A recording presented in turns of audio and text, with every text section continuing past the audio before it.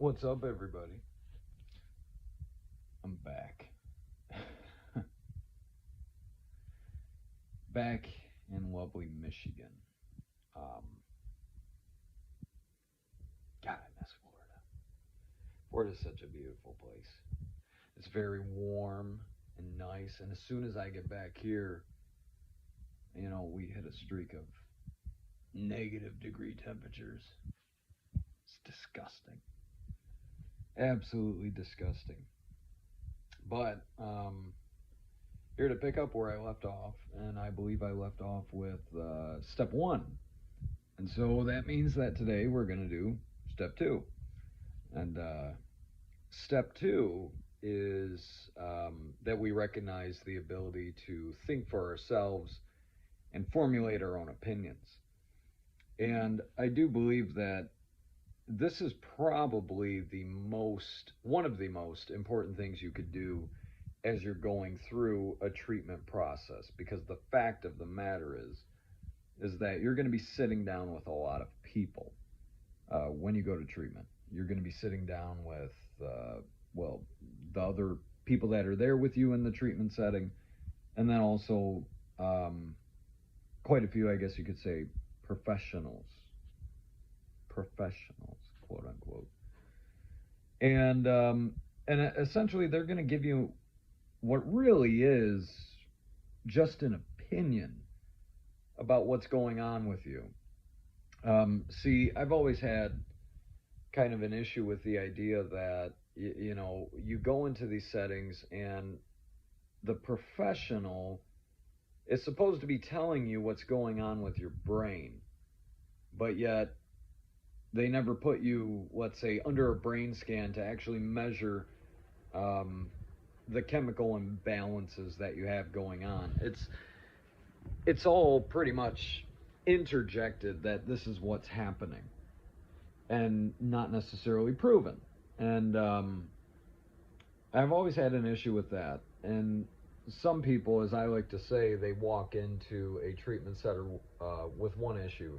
They want to stop using and everything else. And then they walk out with 20 other issues because you go into these settings and then you sit down again with the professional, and in our American way of treating addiction, we have this idea that addiction is always, I guess you could say, almost dually diagnosed, where it's not just an addiction problem. Your issue is not just the fact that you like to do drugs, or you like to get high, or you like to get drunk, but the issue actually is that there are things that underlie that.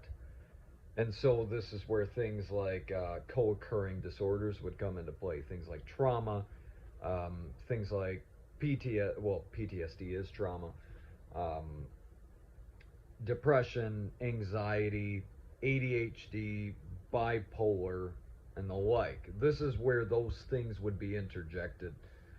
And again, the language always is that you have these chemical things going on in your brain that are causing you to seek out substances to cope with those issues. And again, I just look at that and I say, well, you can't, you can't, and you haven't put this person under a brain scan to actually measure like these changes in the brain.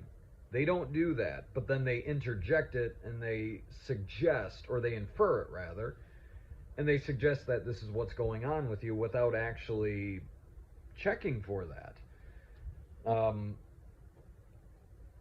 Now, when it comes to opinions, in the therapy world, they use a book to essentially get their opinion about what's going on with you. And that book is called the DSM. And the DSM I guess you could call it like the therapist Bible. It's basically, if I was a therapist and you came into my office and you're telling me about all these symptoms that you're having, then I'm going to look into that book. If I haven't memorized it, let's say. I'm going to look into that book called the DSM, and we're on the DSM-5, which it's the DSM-5 because it's the 5th edition of that book. And when you look at kind of the history of that book, it's kind of interesting because obviously it didn't, with the 5th edition, it didn't start out that way as it currently is now. I believe it first came out in the 1930s or so is when they created the first one. And if I'm not mistaken, that first one only had about probably 80 or so diagnosable mental illnesses and disorders that they could give to you. Then you go on to the DSM-2, and the number of diagnosable illnesses reaches up into the hundreds now. You go into the 3, and you're talking the 200 range. The 4 bumps it up to about 350 to 400, and then now we're at the DSM-5, which the DSM-5 has in total, and I know the argument against this, because if you Google it, it talks about there's about 300 or so diagnosable mental illnesses and disorders in the DSM-5, and that's kind of true, but it's also kind of not, because if you break it down to the various levels of disorder, and what I mean by that is, like, if you take depression, so in the DSM, there's the diagnosis of depression disorder, and that breaks down, though. So that breaks down to different levels, like mild, let me turn this off, actually, so that it doesn't keep flashing different colors on my face. And so with depression, and you can take like things like anxiety, there's different levels to the disorder. And so there's mild, moderate. See, now that one's due. You're just going to have to put up with the color changes. I'm sorry, but I'll probably make this in black and white, and so it'll show up as just different light spectrums or whatever. Not light spectrums, but different brightness spectrums of light. There we go. So anyway, back to what I was originally talking about. Again, those disorders, they break down into various different kind of like subcategories. And so again, depression, you have mild, moderate, severe, major depressive disorder. Anxiety, the same thing, mild, moderate, severe. Substance use, same thing, mild, moderate, severe, binge. And so when you combine all of those, the major disorders and then the different subcategories of them, you end up with about, over 500 different diagnoses that they could give to you. And that's a lot. I mean, that's a lot. Over 500. It's almost as if, and well, I guess I'll preempt it with this kind of, is that, all of the symptoms are really subjectively reported by you, the client. And they can't be necessarily well, some of them can be, but a lot of these symptoms of these disorders cannot be independently verified by the therapist or the psychologist. They have to be subjectively reported by you. And so that leaves a lot of, I don't know what you'd want to call it, a lot of room to play, if you will, to the extent that all of us could put on a good enough act and probably be diagnosed with some kind of psychiatric issue or some kind of psychological issue. Alan Francis, he's a pretty well-known psychologist who is a professor at Harvard, and he was the chair of the DSM-4 revisions. And so by that, he oversaw the revisions that happened to the DSM-4 and the revisions of the diagnostic criteria. And he wasn't on the DSM-5 task force to do this. And there's a good reason for that. He has a lot of criticisms actually about the DSM-5 that I guess you could say I would tend to agree with. And one of the main criticisms is that with the DSM-5, one of the major changes they did was lower the diagnostic criteria for a lot of mental disorders. And so it's like with depression, for instance, I guess it used to be that with depression, you needed to have symptoms showing for like 2 months or so. Um, and so basically, like, if you have a symptom of depression, like, let's say, um, I don't know, you're slacking on your hygiene perhaps, and you would report that you've been slacking on your hygiene for 2 months or so, well, then that can meet the diagnostic criteria for a depressive disorder in conjunction with other symptoms.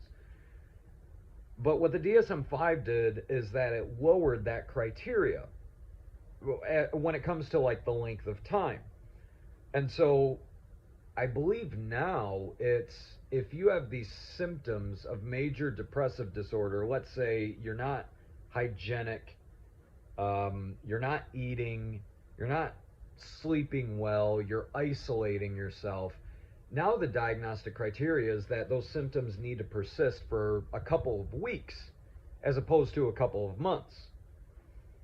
And so they did that with a lot of the symptoms of many different disorders. They lowered that bar as to the length of time that you've been experiencing these things. So Alan Francis basically said that the DSM-5 has lowered the bar so much that people with, let's say, normal laziness, forgetfulness in old age, normal grief, normal anxiety related to things that they're uncertain about, right? Like maybe you started a new job and now you have anxiety about it. He said that the bar for diagnosing a mental health disorder has been set so low by the DSM-5 that virtually everyone now, with these normal interactions with life, these normal emotions that come with life, the normal emotions of grief that come with loss, that now you're going to be labeled as psychiatrically sick if you have these normal experiences. And to kind of highlight this too, how low the bar is for some clinical professionals. When I first started my current job that I have, I had a boss there who had been a therapist for like 30 some odd years. And in my first kind of like 6 months of being at this new job, I made a lot of mistakes. It was my first time ever working in that type of setting. And so there were a lot of things that I had to get used to. And, well, like I said, I made a lot of mistakes, and pretty much every day that I would go to this new job in the first couple of months, I literally thought I was going to be getting fired, because there were so many rules, there were so many regulations that I was unfamiliar with, and like I said, I had made quite a few mistakes at the very beginning. And I remember I went into my boss one day because I kind of wanted to vent about my feelings and about the issues related to that. And I basically told her, I was like, look, I'm tired of having this kind of up and down roller coaster here, because that's what it had been for like those first 6 months. One moment I do everything right and I feel like, okay, I'm going to keep this job, I've got it down. And then the next moment I do something wrong, and I'm not being threatened with firing, but in my own mind I'm thinking like, oh my goodness, I'm not going to survive here, and I'm probably going to get canned pretty soon. And so I'm detailing this to my boss at the time, again, a therapist for like 30 years. And I tell her, that I'm sick of this up and down roller coaster. And I said, I just want 1 week of where I don't do anything wrong, I don't do anything good, But basically, I just show up here and I do my job appropriately. And I had said that to her, and this was her response. Again, a therapist. She's been a therapist for over 30 years, in her own words, and I don't know if that's true or not. But in her own words, therapist for over 30 years. She's experienced, right? And she literally looks at me and she says, Jake, have you ever thought that you might be bipolar? And I know in my previous video about step 2, I made this a point as well. But I'm reiterating again just because, that was almost 2 years ago now that I made those videos. And so things change and you get better at delivering the information. But anyway, she looks at me and she says, Jake, have you ever thought that you might be bipolar? I remember thinking in that moment, number one, I want to keep my job, so choose my words wisely. I told her that no, I've not thought that I'm bipolar. She continues to kind of ask me, have you ever gone to get checked out for it or anything? Have you ever been on medication? And again, no, never. And obviously I had to choose my words wisely, like I said, because I wanted to keep my job. But in my own head, I'm thinking quite a few things. And I'll let you guys kind of in on those thoughts. And number one, I was thinking, Callie, quit licking. That's disgusting. Dog's licking. I got my dog here. She's right over there. See her? Oh, I can't zoom it in. Callie. She was licking, and it was making a disgusting noise. I'm pretty sure it's in the DSM as some kind of disorder, the fear of dogs licking. It's gotta be. Or that's the kind of thing that would be in there, because it's, in my mind, it's freaking ridiculous. But anyway, so again, back to the thoughts that I was having after my boss had said this to me. I'm thinking again, number one, I'd basically just detailed to her that, look, when I do good, I feel good. And then when I do bad, I feel bad. And apparently, in her mind, this is being bipolar. So I was thinking, how in any way is that bipolar? The other thing I was kind of thinking, and I guess these were kind of the more scarier types of thoughts, is that this woman has been a therapist for over 30 years, according to her. How many people has she diagnosed on such flimsy evidence as that? How many people have gone to her and basically said, hey, when I do good, I feel good, and when I do bad, I feel bad, and I've been doing bad lately, and so I feel bad, and then the next moment I do good and I feel good, and she's like, oh my God, bipolar. How many people have been diagnosed by her because of things like that? And then the other thing I was thinking, how many people believe that they are mentally disordered, not just with bipolar, but let's think about all the other things that could be diagnosed. How many people believe they suffer with these issues just because this person said that they do? And I looked at that and I said, well, this is what they call iatrogenesis, right? Where the treatment that's being given to you for whatever problem you have is actually worse than the actual problem itself. You could call this along the lines of medical malpractice. I really don't know why therapists do not lose their license for misdiagnosing. Because and nowadays these terms, or rather these diagnoses, are thrown out there so often. It's ridiculous. I believe that every single one of us could walk up to, let's say, if you're in public, you walk up to, I don't know, let's say 1 out of 4 people. Every 1 out of 4 persons I guarantee he probably has some kind of psychological, psychiatric diagnosis of some sort. Whether it's, those ones that are just thrown out there, like even in the DSM, there's generalized anxiety disorder. Like, what the hell does that mean? And how in any way is that disorder? I mean, we know what the definition of disorder is, right? It's pretty much um, the deviation from normal is what disorder is, or it's opposite of the norm, or it's different from the norm.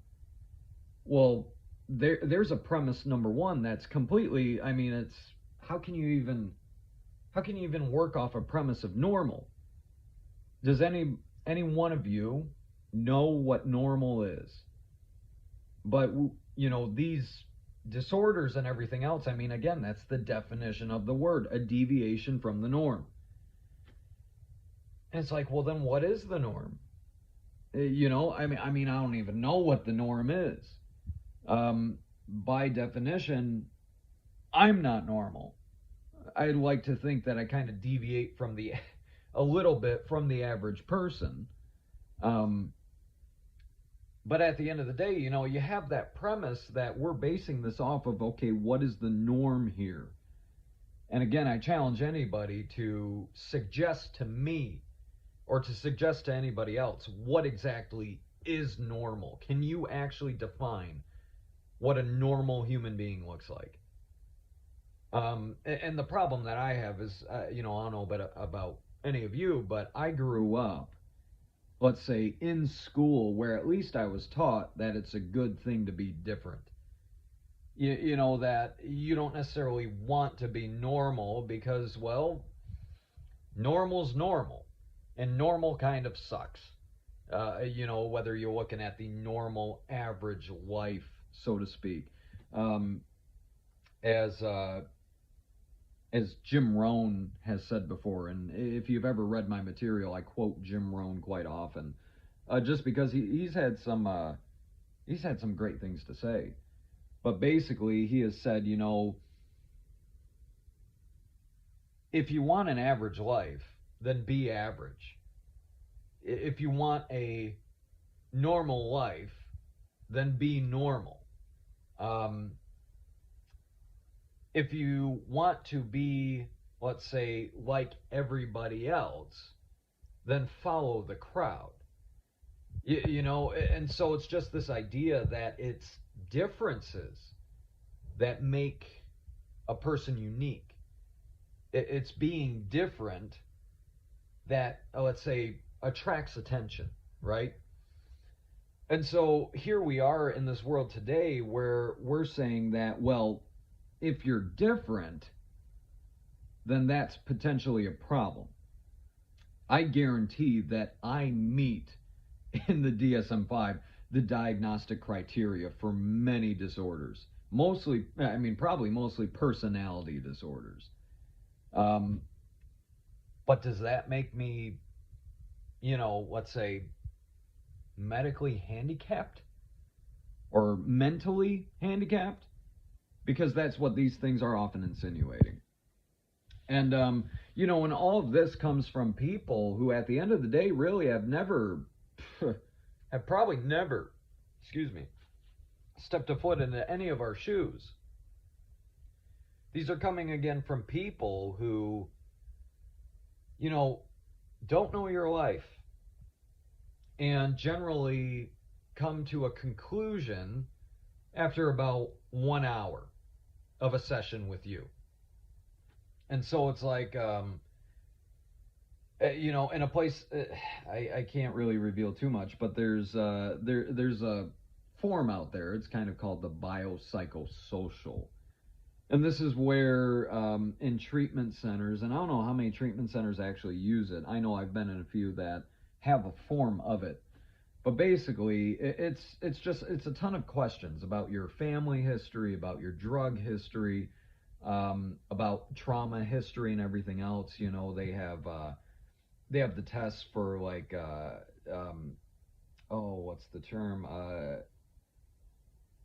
It's the adverse events, childhood adverse events, I'm pretty sure I'm messing that up. But basically, it's like, what happened in your childhood that perhaps was traumatic to you or and stuff like that. And there's so many times where, based off of what you fill out on this paper, and mind you, this stuff isn't usually verified. It's your subjective reporting.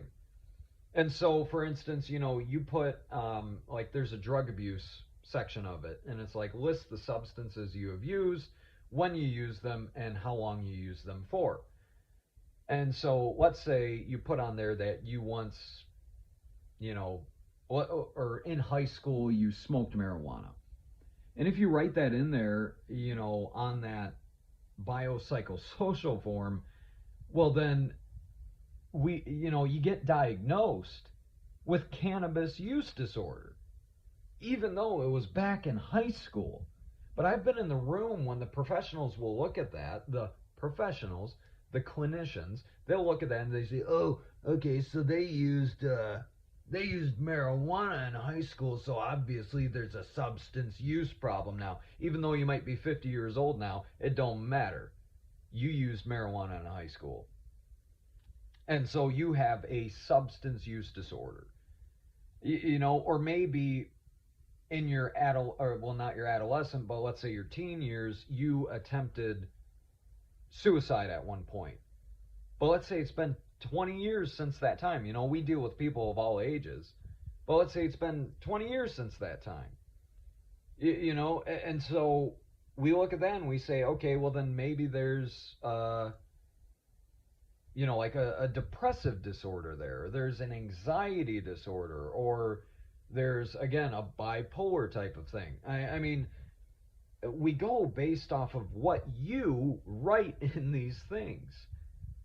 And hardly ever, because the volume of people that are coming into the mental health world as patients, the volume is so high that a lot of these places, a lot of these treatment centers are strapped, and they're essentially flying by the seat of their pants. It's really get the diagnosis as soon as you can, because insurance requires it. Insurance dictates that if you enter a treatment center, we have to diagnose you at least within the first, I think it's like 48 hours. And then we have to have a treatment plan put together in the first 72 hours. So that means diagnosis, and, essentially we have to meet with you and put together a treatment plan for the thing we just diagnosed you with. And that happens within the first 72 hours. Well, how much can you actually gather about somebody and about the dynamics of their circumstances in 72 hours, when that's just one of you? But mind you, the person who is responsible for doing this is in those same 72 hours seeing like 10 other people. So it's very easy to just throw out diagnoses, because, again, that bar has been set so low. And this is why step 2 is all about maintaining your own opinion. Yeah, and thinking for yourself on these matters, right? The fact of the matter is that there is nobody who knows your life. That's very bright and distracting. I'm gonna pause it. I'm sorry. I just have a background kind of video thing going on. A peaceful nature walking video, because this stuff pisses me off, and so I gotta see something that calms me down while I'm talking about it. Oh man. Either way, this is why step 2 is about maintaining your own opinion, and why that's probably the most important thing you can do. Nobody knows you better than you. Remember that. Your best thinking did not get you here. Your best thinking got you exactly what you wanted, when you wanted it. For those who are dealing with the addiction problem, your best thinking got you drugs when you wanted it. Your best thinking got you the money to get those drugs when you wanted it. Your best thinking hid your behavior when you wanted it to. Now, mind you, that might have failed sometimes, but I guarantee most of us have gotten away with a lot of stuff we should have been locked up for. And you're telling me that's not smart. Yeah, it's kind of stupid when you consider the risks that are associated with that, but you're telling me that that's not smart? Just because somebody doesn't understand why you did what you did does not mean the problem is you. Let me reiterate that. Just because somebody doesn't understand why you did what you did does not mean the problem is you.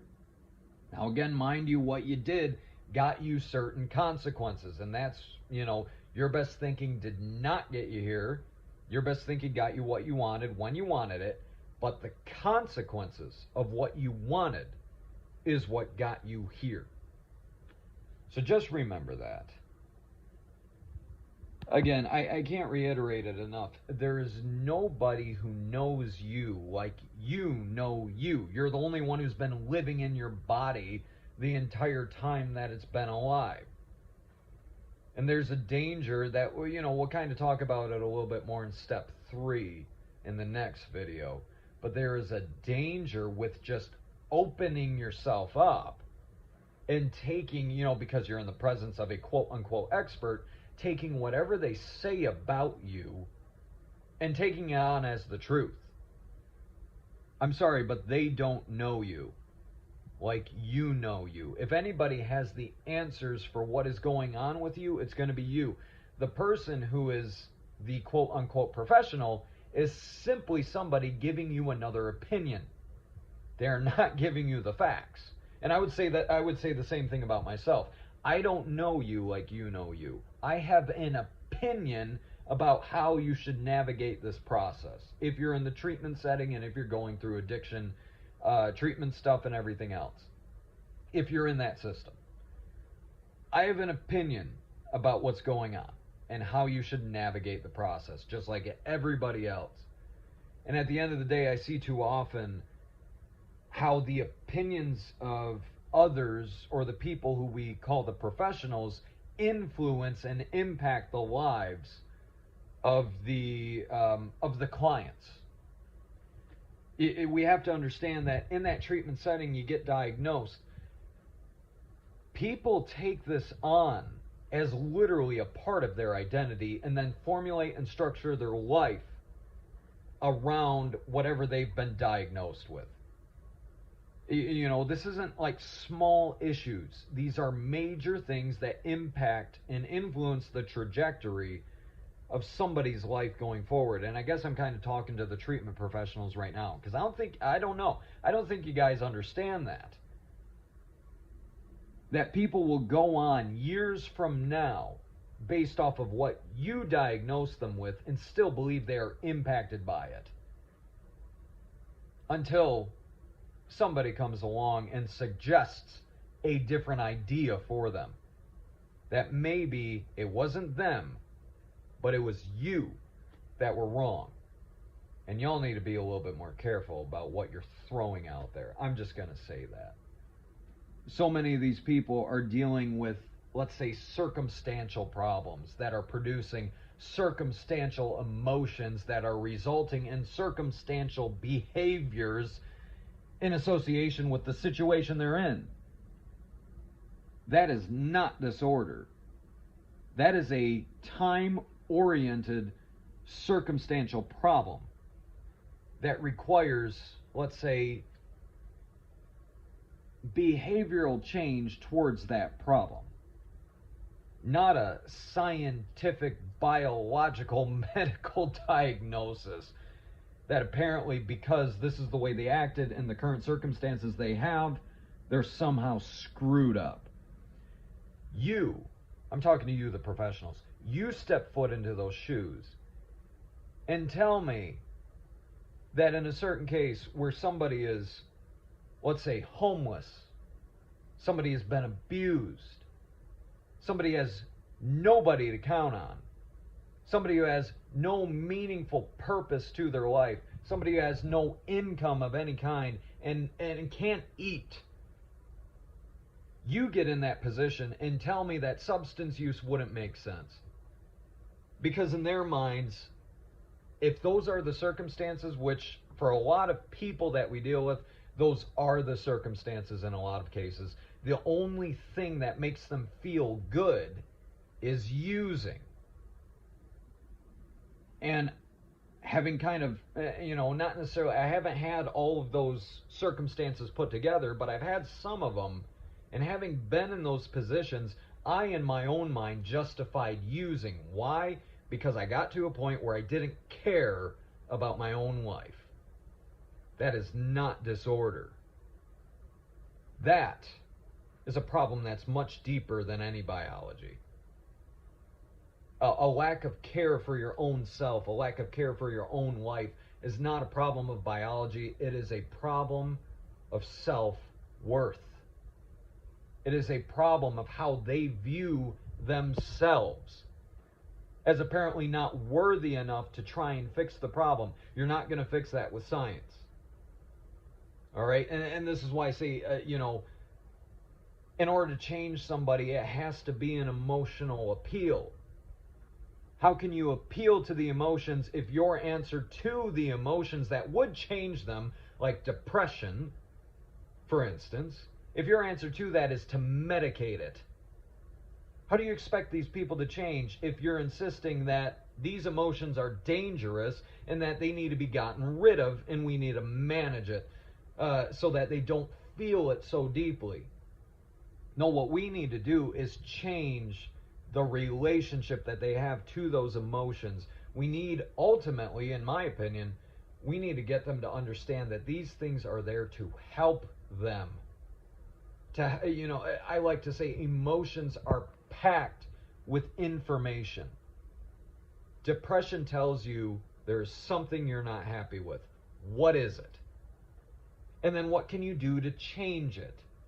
Anxiety is telling you there's something here that you're uncertain about and that you don't know. What is it? We should educate you about that situation.